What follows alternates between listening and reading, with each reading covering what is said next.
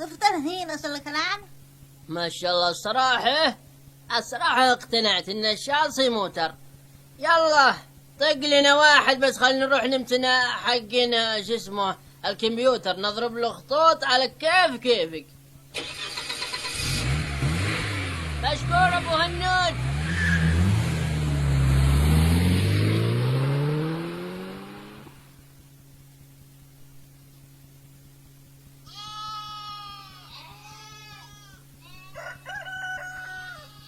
عطل القهوة يا حمد. سامي يبا ودي اقول لك شيء يبا. ها وانا ابوك ايش عندك؟ يبا يا خالتي جايين من الدير يقولون ورا ما تجون لمنا، عندنا بلاي ستيشن وعندنا العاب وعندنا سياكل وعندهم يبا كل شيء، تلفزيون عندهم كل شيء. يا وليدي الله يهديك، بالله عليك تروح وتخلي البار وتخلي شبة النار ودلة الهيل وتخلي هالحلال وهالربيع. أنا أبوك هناك بالمدينة وش تلقى؟ أما هاد خانه وهالتلوث وهالناس القشرة.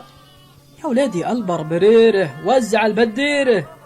الله يهديك، لكن اسمع هالقصيدة بقول أهلك وإن شاء الله أنها تبي تعجبك. ويلي من يسكن البر والبيت ظله مجلاسا وصيد يا غضلة الرعيان دنيت بالنوم حماسا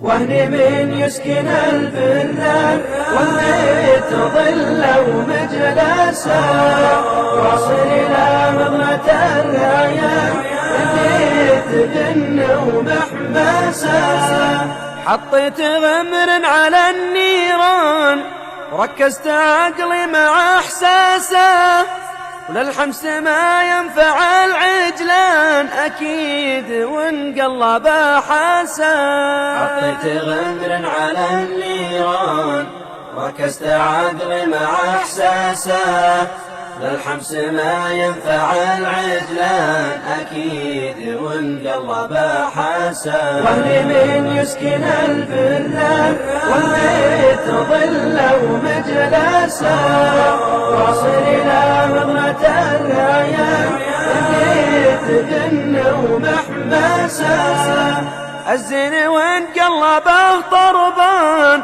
أخذ على الكيف بدراسة قربت ما يشغله رسلان إدلال للضيف جلاسا الزين وانقلبه طربان أخذ على الكيف بدراسة قربت ما يشغل رسلان إدلال للضيف جلاسا وهني من يسكن الفلان والبيت ظله مجلسا واصل إلى مضمة الأعيان البيت جنة ومحبسا للراس سويت لي فنجان يعدل الكيف وكاسا وصلاة ربي عدد ما كان عد الحصى وعد قرطاسا صلاة ربي عدد ما كان عد الحصى وعد قرطاسا